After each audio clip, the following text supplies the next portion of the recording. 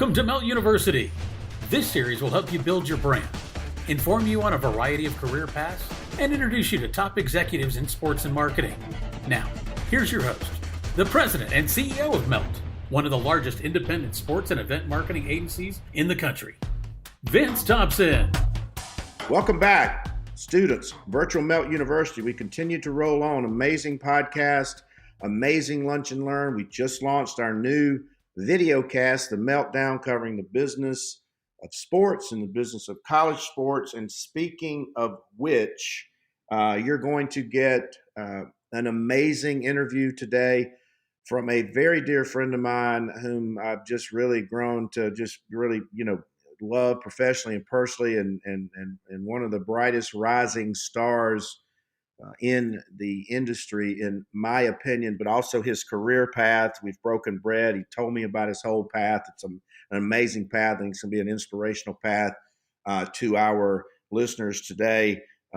John Talty, and he's a man that wears many, many hats, and and each title is an understatement. Senior sports editor, SEC insider, written some of the best pieces. That's where I first learned about him, is reading AL.com and his pieces on the SEC and the business of sports and the way he analyzes it, the way he breaks it down. Has been with the Alabama Media Group and AL.com, which is part of a much larger, giant media organization called Advance Media. But he leads a major sports team of dozens of people in the largest statewide news organization in Alabama. And from that perch, he's able to observe some of the greatest sports business that's going on in the state. University of Alabama, Auburn University. He's a regular guest on the Paul Feinbaum show. But he's also got a tremendous career path, which I think is going to be educational, inspirational, aspirational to our listeners today. He actually attended the University of Maryland, Go Terps, and received his degree in journalism. Also went through a series of great internships, and we talk about the importance of those programs as well. But it also a tremendous path. He was working in New York, and he was working for one of his former bosses actually moved to Jackson, Mississippi.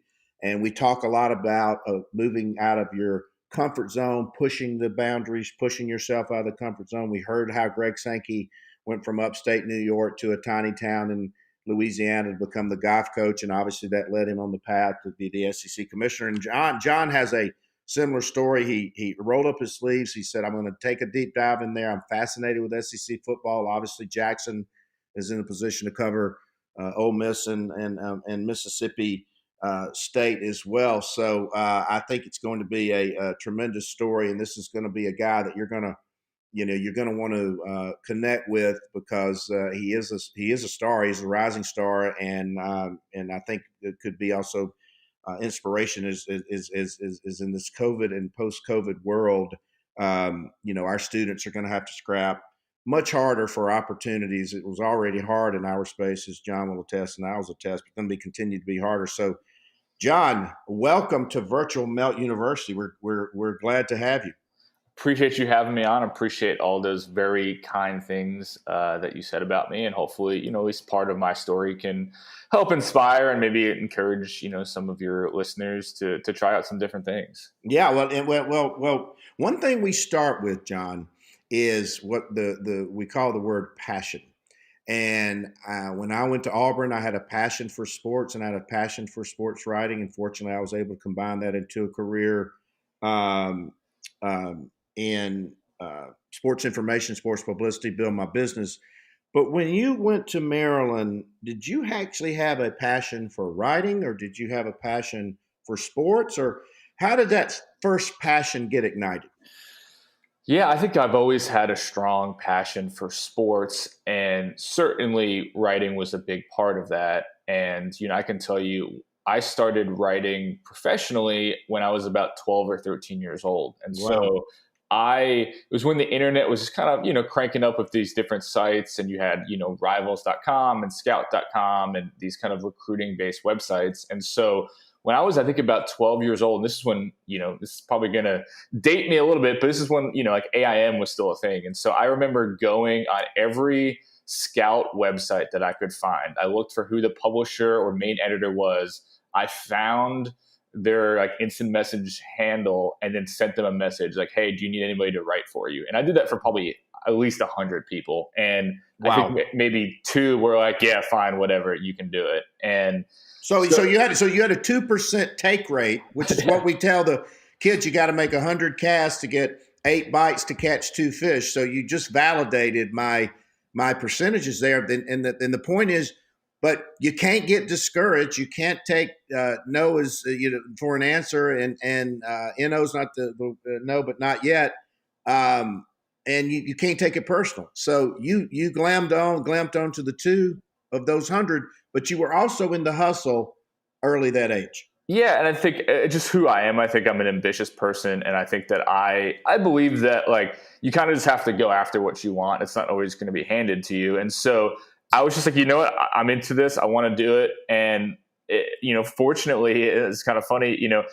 Again, I was probably about I was less than 5 feet tall at that point. I'm like 12, 13 years old, but like my voice cracked pretty early. So I had a deep voice. And so I would just get on the phone and I'd start calling these coaches and I'd call these recruits, and like, they didn't know how old I was and I didn't tell them how old I was. And so, I'm talking to, these guys who are the top football players in the country, and they're calling me Mr. Talty. And it's like, listen, if you had any idea that I'm a 12-year-old in New Jersey right now calling you, like, you would not be saying this, but like, that's kind of how it got started for me, and just kind of kept going from there, and just use that as really kind of the push to keep doing more. And so it gave me really a leg up, even by the time I got to Maryland, that when I went to the student newspaper, the Diamondback, where I went to the sports radio station, I already had a ton of writing experience. I'd already been on radio shows and things like that before I even got to college, and it kind of helped me kind of get a leg up on the kids that I was, in some ways competing with within just Maryland. And it certainly helped me. I got an internship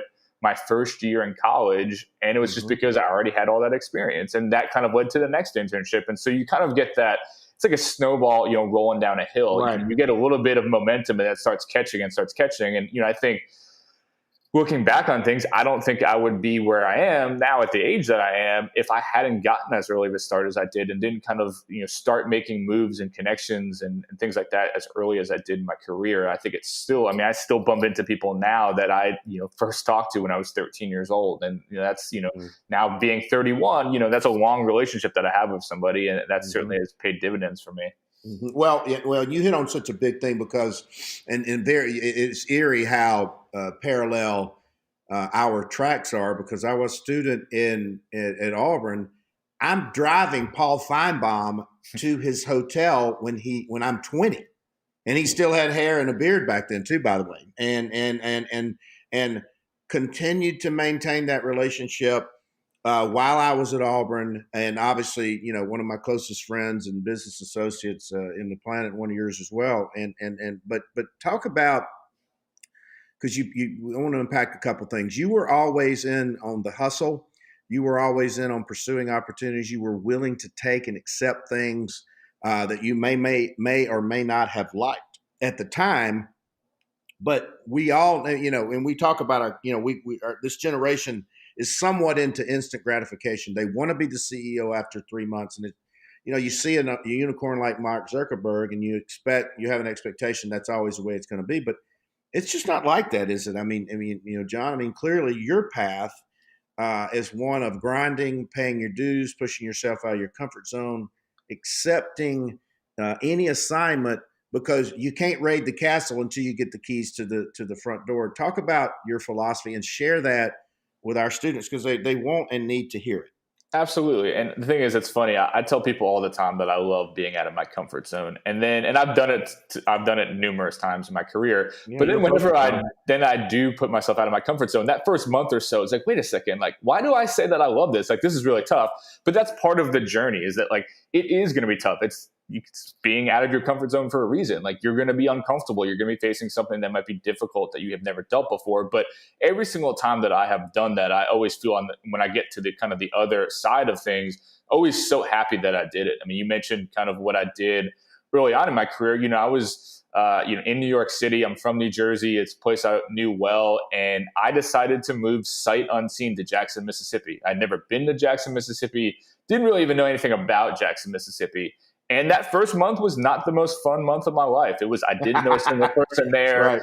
I moved in like late August. And so I jumped right into football season, didn't get a chance to meet anybody. I was living in this like rundown extended stay on the highway. Like it was just, it was not a fun time early on. But I mean, I look to where I am now and it's like, it's all part of the journey. And so I think sometimes you just have to take a risk at times, take a chance and just do something that in the moment doesn't feel good. But like, if you can see the path overall, I think it's a good thing. I also think that you have to show some patience into how the process is going to work out. I mean, I fall victim to it too, as well. Like you might see, right, someone above you in your corporate structure, and you might think, I'm definitely smarter than that person. Like, why aren't I at that spot?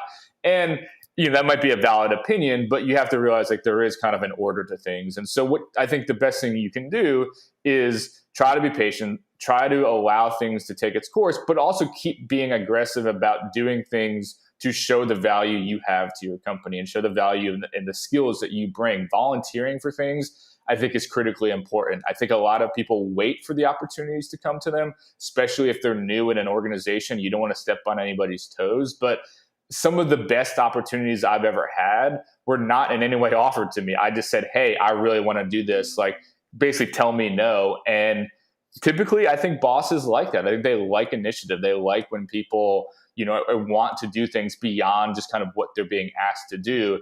And that has helped me, considerably in my career. It's just going after things that I wanted and basically made my bosses tell me no. And more often than not, they said yes. Right. Well, one thing that you just hit on, and I want you to expound on this because this is another big topic.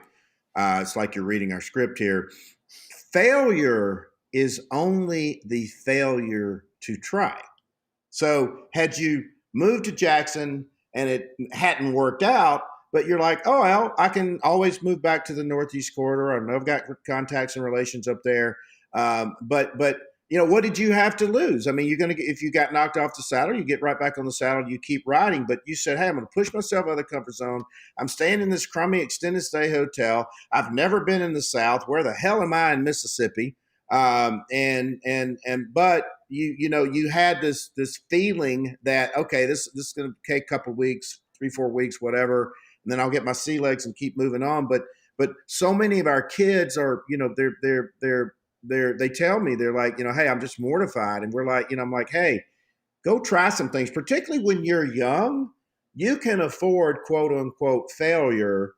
I got fired from my first job, by Bobby Louder, Colonial Bank. I was on at 6 months out. Me at a bank didn't work. And then I was at we got just clobbered in a governor's election in Alabama. So, dude, I'm 0 for 2 out of the chute, but I'm like, I don't have a choice. I got to eat. I got to get back on the saddle and talk about that because I really want to encourage our kids, particularly now in this COVID and post-COVID world. I mean, they're going to have to really, truly push themselves out of the comfort zone, correct? Absolutely. I mean, I think failure is going to happen for all of us. I don't think, you go out for a job and you don't get it and you feel frustrated, or, you run into a situation in which like you can't get a certain story or something like that and you get frustrated. And, I think one of the things that helped me is, kind of believing in some ways in the human spirit of people are willing to help you. I think one of my strategies early on, and I don't know if this applies to everything, but I think in journalism it did for me, was, again, I'm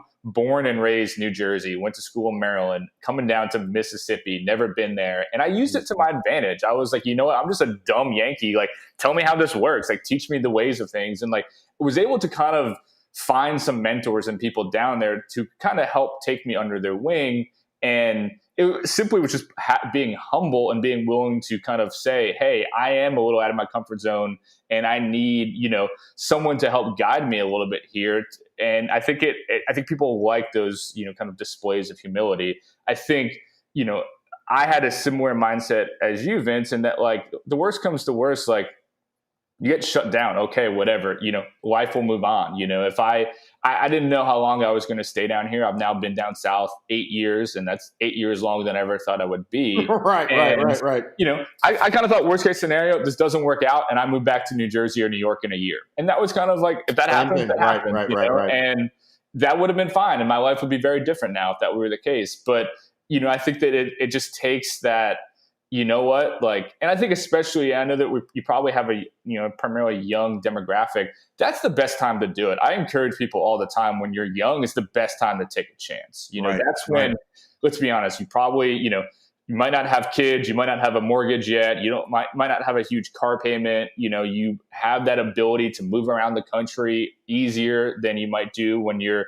later on in life and have kids like you and I do, Vince. And, you know, I think that's something that should, I think, inspire, you know, the people who are coming out of college and kind of in the early workforce stages of their careers. Is like, that's the best time to just swing big. You know, you want to move to California from Georgia, go to California, do it for a year, see what it, and I think that's going to also help, you know, you and your career. It's all about, I think, life experiences. And so I don't fault anybody for staying in one state. You know, if that's what you're comfortable with, you know, that's what you can do. But if I had only stayed in New Jersey and never left, I would have much less understanding, not only of just how college sports work, but how this country works. You know, I'd never spent any time really in the South. And so by living now in Alabama and Mississippi and visiting all of these states around the country that, you know, my work has taken me to, it's given me a lot better understanding of just kind of like how people work. And I think that's very valuable in what we do. And so, you know, I think there are a lot of kind of, you know, unintentional in some ways benefits of being able to put yourself out of your comfort zone, be willing to accept failure, and be willing to ask people for help when you need it. Right. Well, and you hit on a good point, because in hindsight's 2020, but this period of their 20s is when you can go, and I have, you know, a little bit of regret about it. My path wound up working okay, but I spent 3 summers in Montgomery, Alabama. Probably should have, you know, gone to New York, LA, or whatever, and then moved directly to Birmingham, because that's where the job was. Which, again, your path is your path. But when you're in your 20s and you are unencumbered, and, you know, you don't have responsibility for anybody else but you, go get in the tumble cycle. You know, if you want to move to New York, you know, you can afford it. You can, you know, you want to move to LA or Dallas or Houston or where the jobs are, Atlanta. So I mean, I think you're spot on. And also in your journey and in your path, and you and I are kind of a poster child for that. Talk about the value of cultivating mentors. Talk about the value of continuing to cultivate and nurture relationships and networking. And what we tell our kids is that the first 2 letters of relationship and reciprocal are RE. You've got to continue to constantly, you know, groom and nurture and maintain your relationships. And like I said, you know, I reached out to you, you hit me back. We had mutual connection with Feinbaum. I've been reading your stuff. And then all of a sudden, like, you know, you and I, you know, hell it out. I don't even think it's been, you know, 2 years, a year and a half. We've become very, very, you know, good friends and professional colleagues, and want to work together in the future. But talk about, from your perspective, the value that this brings, particularly in your role. I mean, you have to cultivate relationships at the highest level. Yeah, let me unpack that in a couple different ways. I think first, let's use you and me for an example here. And I think this is a good way of possibly cultivating and maintaining a relationship.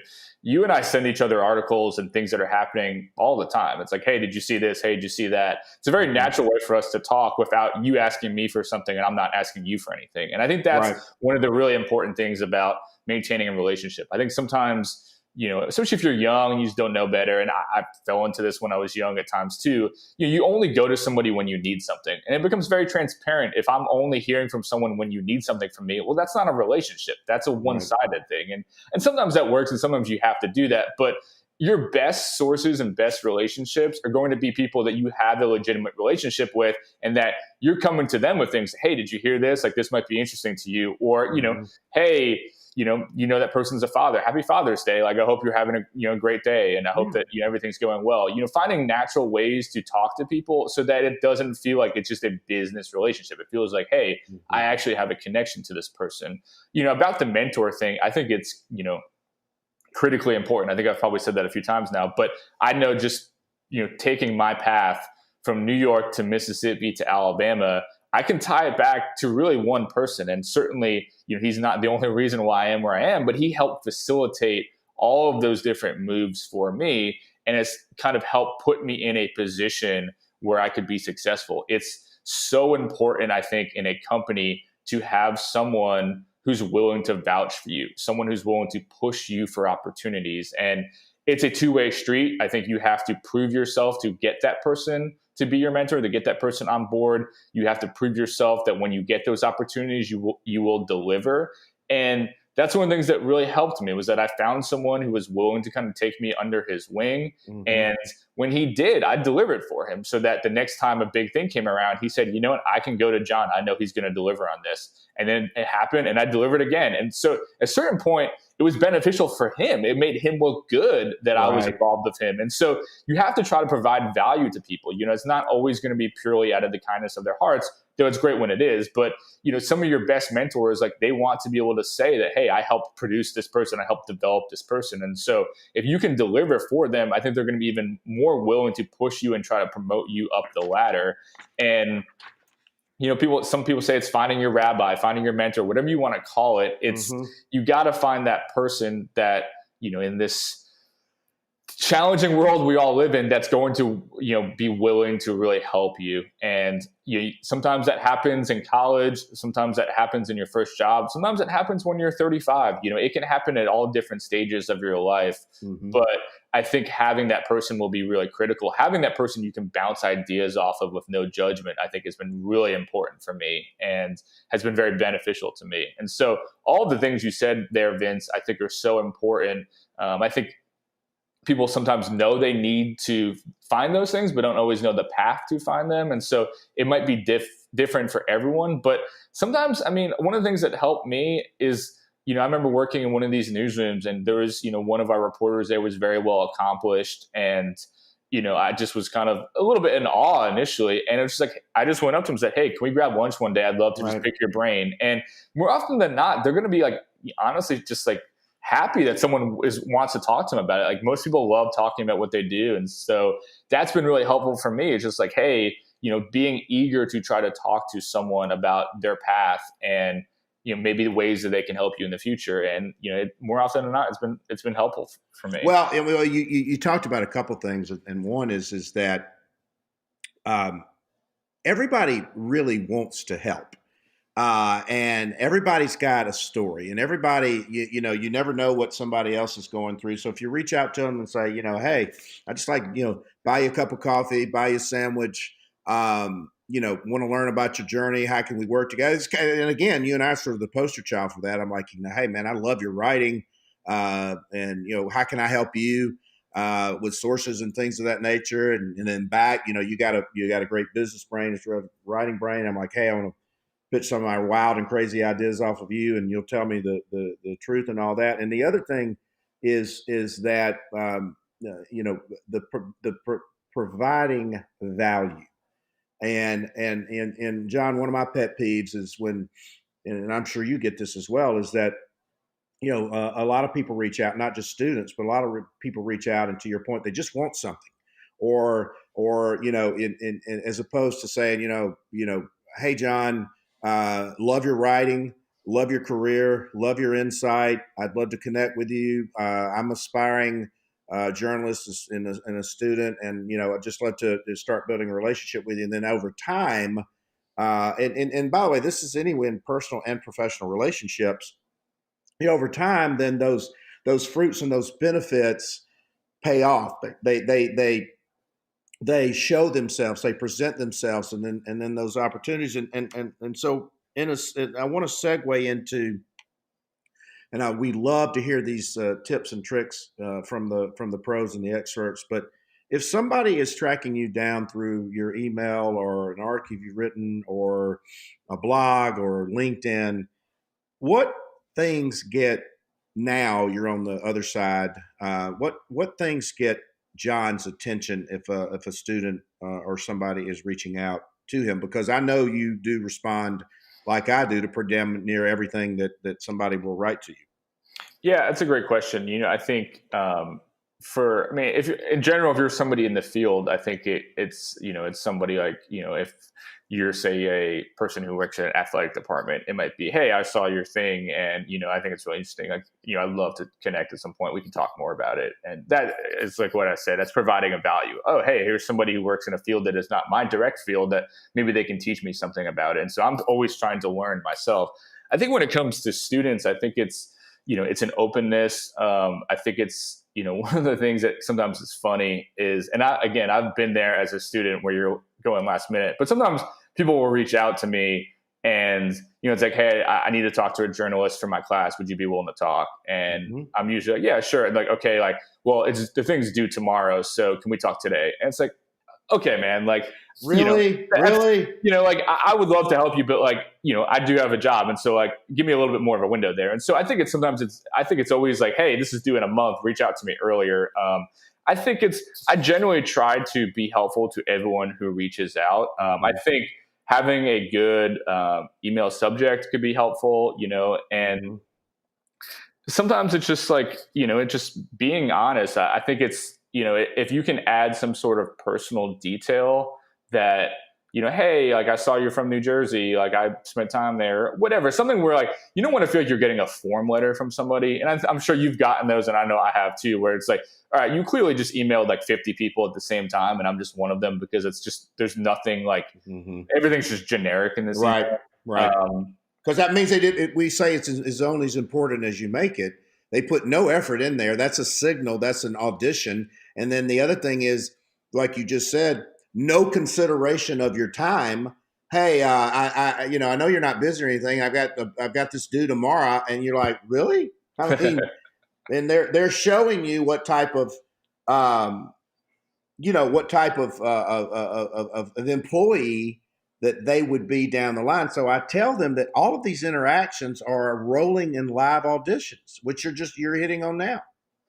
Absolutely. And sometimes, if somebody emails me, I might look them up on Twitter and see some of the stuff they've done and try to like give them help. One of the things that I actually do really like is that, if you can be specific, like one of the things that I kind of enjoy doing, especially when I have the time, is that like, if somebody says, hey, I really like what you do, or hey, like I see that you're the editor of, AL.com sports team. Like, I would love to work there for one day. Here's 3 of my stories. Would you be willing to look over them and maybe give me some notes? Like, that gives me something very constructive that I can do. Okay, like you want to know specifically how you could have made these stories better. And that's something that's kind of, I am an editor. So I view that as a very easy thing that I can do to help someone. And it kind of takes a very broad thing, like how can I get somewhere, and narrows it down into something where I can give very actionable kind of advice and items to them to try to help them improve. And so I know that I used to occasionally do that, where I would send, maybe a writer that I really liked, hey, like, you have the job that I would love to have in 10 years. Like, here's where I'm at right now. What's some of the advice you could give me to get there one day, Love it. That's the other thing that you hit on, is that hook. Hey, I just like to get a little advice from you. And then, then over time you continue to build that relationship. And so this is another segue from the perch that you sit on. And one thing that we tell our students is that, they may or may not recognize it, but you did and I did, is that the college is the ultimate professional laboratory. They are surrounded by the greatest set of opportunities that they'll ever have in their life, and shame on them if they don't take advantage of it. And one thing that we learned, particularly with interviews with Commissioner Sankey and Greg McGarrett at UGA, Alan Green at Auburn, Ross Bjork at Texas A&M, is that there's so many more new opportunities just within the athletic department now: mental health, compliance, name, image, and likeness, event safety, data analytics, and those types of things. From the perch that you sit on, where are other opportunities that you see that you could encourage our students to go pursue and uncover? Yeah, I mean, I think you hit on a lot of really good ones there. I think that in terms of the journalism industry, things are always changing so rapidly. But I think having, certainly we saw for years this kind of boom in video, and all of a sudden, video was a lot more important. You see people who are very successful in social media, which became increasingly important. We're on a podcast right now, and podcasts are exploding. I mean, you and I have talked in the past about some of the money involved, whether it was Spotify with the Ringer or Spotify with Joe Rogan. Having some experience in the audio world seems to be very helpful right now. So that could be something as simple as starting your own podcast. It could be helping out with a radio station's podcast, getting that up and going. I think those opportunities are increasingly important. And I think that's something that can be very helpful. There's some organizations that just might not have the bodies to do certain things. Right. So if you can provide value in that regard, I think it can be very helpful. We've seen stuff that you and I have talked in the past about, kind of whether it be Twitch or some of these other kind of video games, esports world. I think a lot of athletic departments around the country are looking increasingly at those opportunities. And so, having a real knowledge base and expertise in that world, I think could be very helpful for you as, more places invest in that. You maybe being their guy, their kind of liaison in that regard, I think could be a good potential career opportunity for them. I can tell you, going back for me in college, I interned. I think I had like 6 or 7 internships in college. It was a lot. Wow. Yeah, and right. I purposely, and I'm not saying this was the best strategy, but I purposely tried to intern in a couple different areas within, journalism. And so I interned at a TV station. I interned at a national network. I interned at a magazine. I interned at a newspaper. Like, I tried to find all these different things to hopefully make me more well-versed and have more skills, but also helped me kind of understand what I wanted. And because at the time I was like, maybe I want to do radio, maybe I want to do TV, maybe I want to write, and so working in all those different fields helped me kind of understand better and able to better pinpoint exactly what I wanted to do. And so, as people were thinking about, in college, what they should or shouldn't do, I think one of the best things I can encourage you to do is just try out different things. Right. I mean, you've told me your career path, like maybe it's starting out volunteering or interning in a athletic department, sports information department. And then you might realize, all right, this isn't exactly for me. And then maybe you go to your boss and say, I would actually love to intern in the marketing department. And then you make that switch. Or, hey, is there maybe a booster you could connect me with who needs help this summer? And so it's all, again, it all ties together. It's all about meeting people and making connections. And so, again, to tie it up, it's putting yourself out there. And so college is a great opportunity to do that. I know there's a lot going on in college.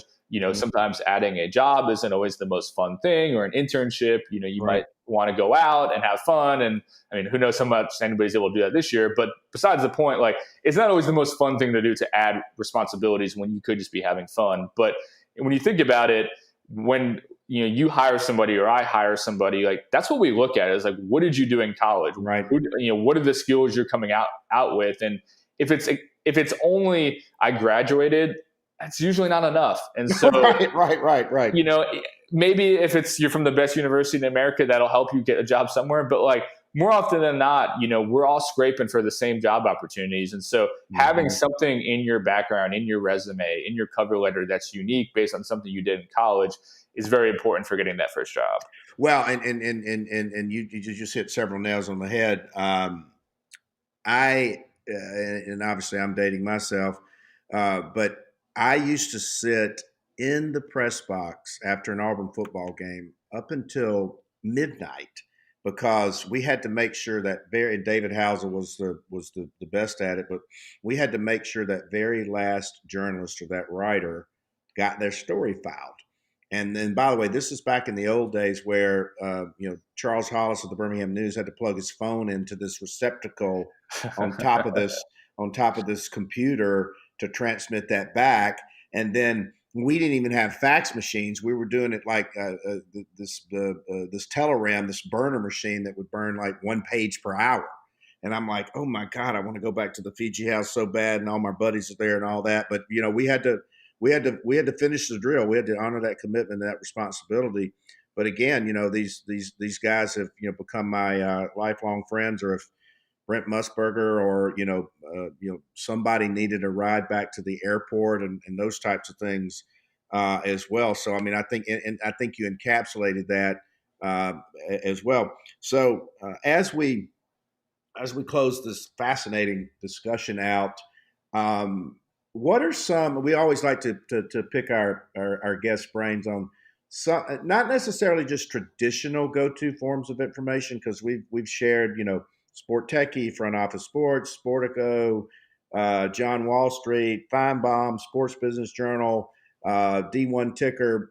But what are some of the books or the podcasts or some of the other go-to things that you that you're sort of go-tos?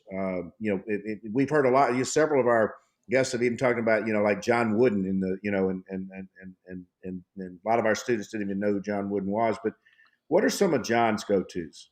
Yeah, I mean, it's funny. I remember, we had dinner and somebody asked me, one of our other people at dinner with us asked me who's your favorite writer? Who do you read the most? And I don't know if you remember, but I said it's this guy Brian Curtis at The Ringer, and he does. If you're interested in sports media in particular, I think he does the best job out of anyone about writing just really interesting kind of behind the scenes type stories. I've certainly picked up a lot of things. He's just an incredible writer. He actually wrote, as you probably remember, Vince, a great story about Paul and sports radio kind of during the pandemic. That's absolutely worth reading for anybody. Oh yeah. And he just does an incredible job. So I don't think he's someone who gets a lot of attention. He's not going on TV shows and things like that. He's just kind of a behind the scenes guy, but I think he does a great job. Yeah, you mentioned D1 Ticker. D1 Ticker for me is a must read every single day. It's one of the first things I read in the morning. Just a great way. And as you well know, it's the thing that ADs are reading every day too. And so it's a good way of kind of getting a sense as to what maybe are some of the important things that ADs are thinking about and talking about.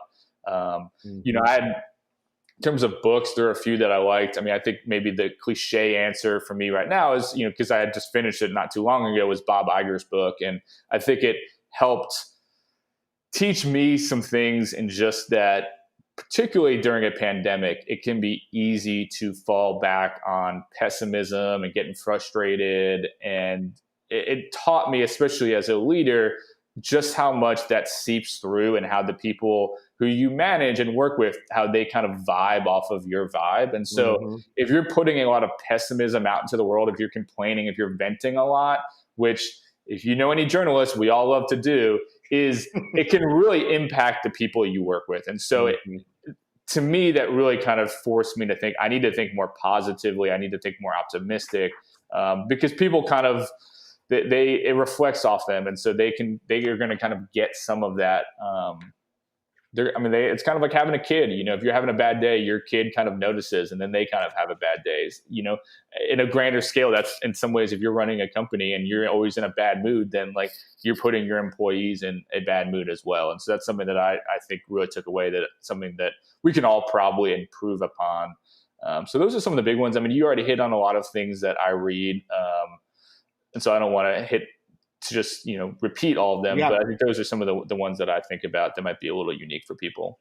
Well, I like I said, I mean, you're also going to hear from a lot of our students. We encourage them to reach out to you, and we're training and teaching them on and helping them on the right outreach. But to our listeners, I mean, I think you see why that John is going to be. It is a star. He is a rising star.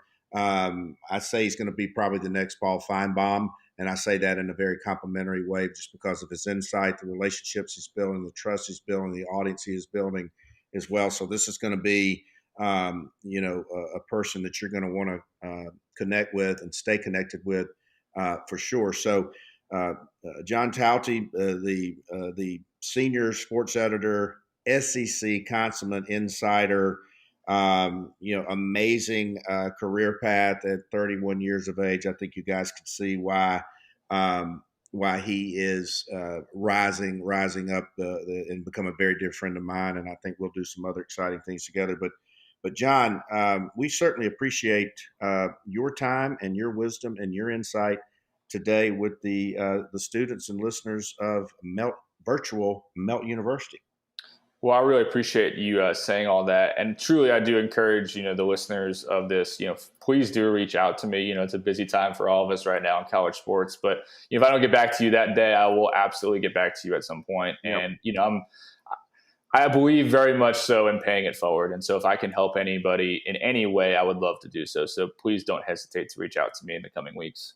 John Talty, the consummate SEC insider, AL.com, follow him because he has his fingers on the pulse of what's going on in college athletics and SEC football right now. Thank you, John. Appreciate it, Vince. Thanks, Vince. Hope you enjoyed today's virtual class. We'll be back soon with another edition of Melt University 2020.